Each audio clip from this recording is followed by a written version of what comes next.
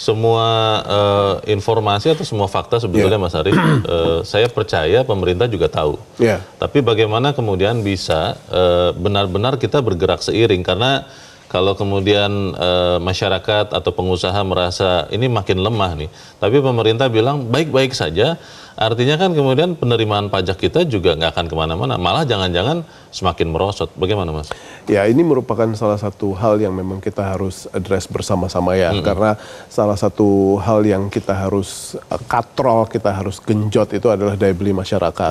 Karena kalau misalnya sekarang kita hanya mengandalkan pada komoditas-komoditas kita yang sifatnya ekstraktif kayak batu bara atau kelapa sawit, itu juga kan kita memiliki challenge-nya sendiri di pasar internasional. Jadi sekarang bagaimana kalau kita tidak ingin menaikkan PPN, kalau kita tidak akan menaikkan pajak, yang penting sekarang daya beli masyarakatnya harus dijaga.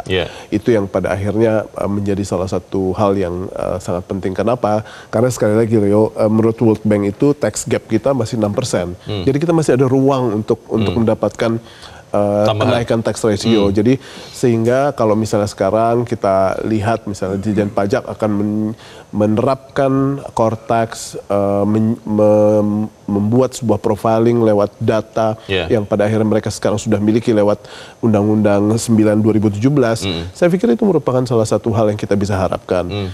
Sehingga kombinasi antara komunikasi yang baik, lalu campaign yang strategis, dan implementasi dari penerapan core tax ini bisa dengan dibarengi dengan good experience ya. Ini saya pikir ini merupakan salah satu hal yang bisa kita jadikan sebagai alasan agar kita bisa optimis bahwa tax ratio kita bakal naik. Kalau tidak, saya pikir ya kita akan stuck di sini.